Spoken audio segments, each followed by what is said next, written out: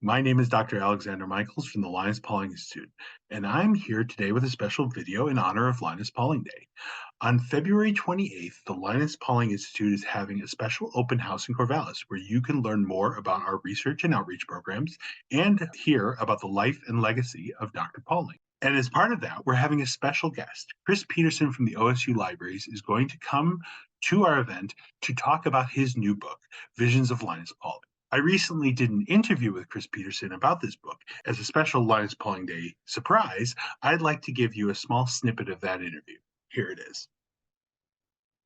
We should get to the Linus Pauling blog. And so for people who aren't familiar with the Linus Pauling blog, which is really the genesis of this book, can you go into it and what it is currently and where to find it? Yes, it is at paulingblog.wordpress.com. That's the location. And what it is currently is it's a vast repository of stuff about Linus Pauling. I mean, everything. We've published over 800 posts, and most of those posts are 1,000 words or more. So there's more than 800,000 words in the project. It's very detailed and rich, and it's really kind of all over the place. We didn't start at day one of his life and ended at the end of his life when he was 93. We wrote about things that struck our fancy or that were connected to particular anniversaries. That's the word I'm trying to think of. Particular anniversaries.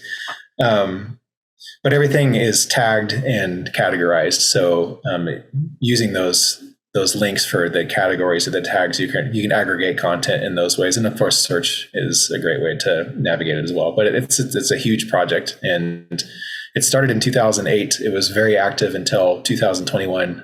It's slowed down lately, mostly because of this book project. I expect we'll pick it back up again pretty soon. There's still things to say about Linus Pauling, but it's a very rich repository of information.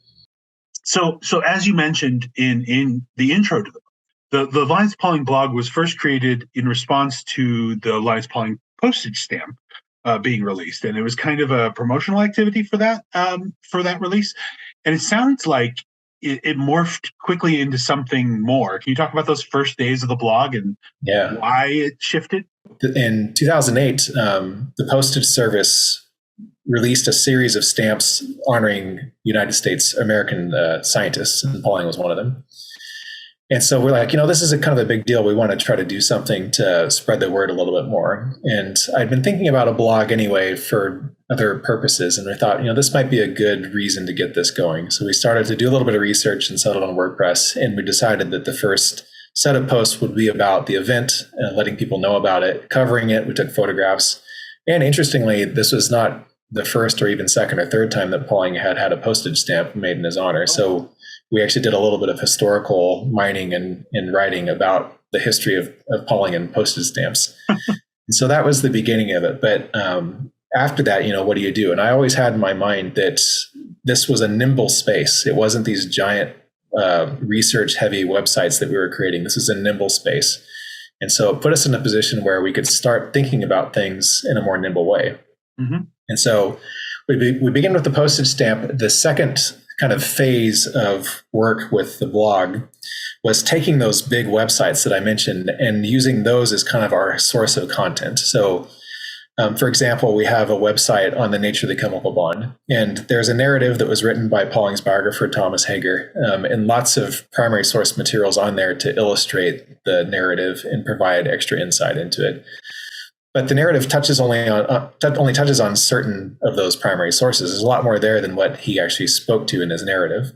Mm-hmm. And so I thought this might be kind of interesting to dig into those particular documents and see if there's stories we can tell from that set of documents that are not part of his narrative.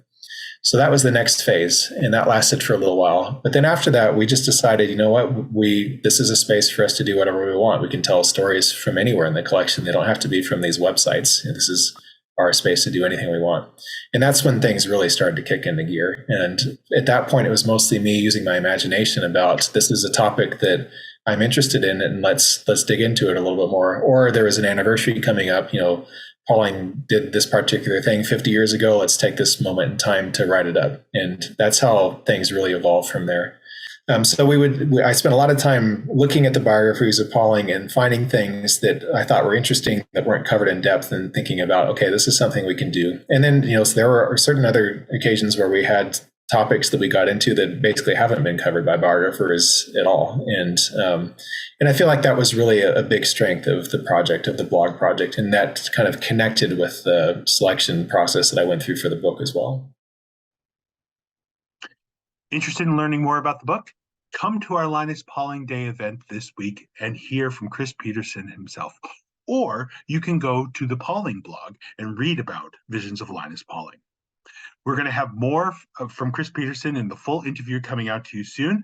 So I hope you guys have a great Linus Pauling Day, and I will see you later.